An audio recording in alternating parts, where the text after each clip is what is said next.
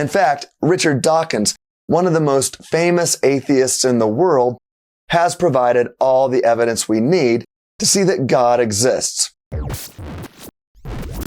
Hi everyone, I'm Dr. Tim Stratton for CrossExamined.org. As a theologian and apologist who often provides a cumulative case for the existence of God, I'm frequently asked to disclose my favorite argument in my repertoire. Out of the couple dozen arguments or so, consider one of my typical top 6 favorite arguments for the existence of God. This video will focus on the ontological argument. Now, there's several forms of the ontological argument, and they usually focus on the idea of the possible existence of a necessary and maximally great being, what many consider to be the definition of God. That is to say, is it possible that a necessary and maximally great being exists? Or is there some illogical and incoherent notion about a being who exists necessarily and is omnipotent, perfect in power, omniscient, perfect in knowledge, and omnibenevolent, perfect in love? The argument usually looks something like this. Premise 1. It is possible that God, a maximally great being, exists. 2. If it is possible that God exists, then God exists in some possible worlds. 3. If God exists in some possible worlds, then God exists in all possible worlds. 4. If God exists in all possible worlds, then God exists in the actual world. 5.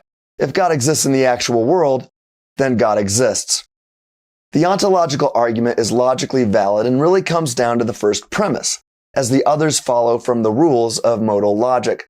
So, even if an atheist doesn't think that God probably exists, if one affirms that there is even the smallest of chances that they could be wrong because the concept of God is logically possible, then God exists.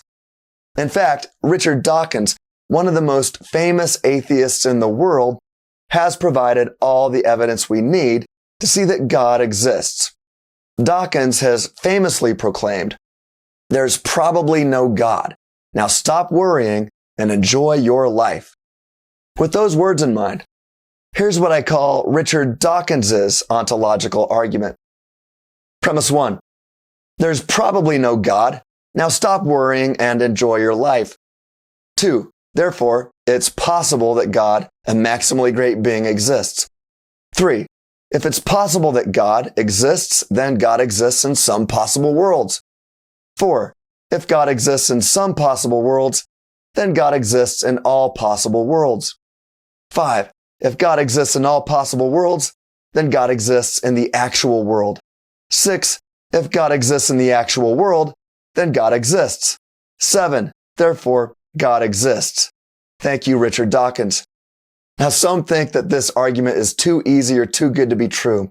However, this argument only seems to work with the concept of a maximally great being, as all parodies of this argument have been shown to fail, such as a maximally great pizza.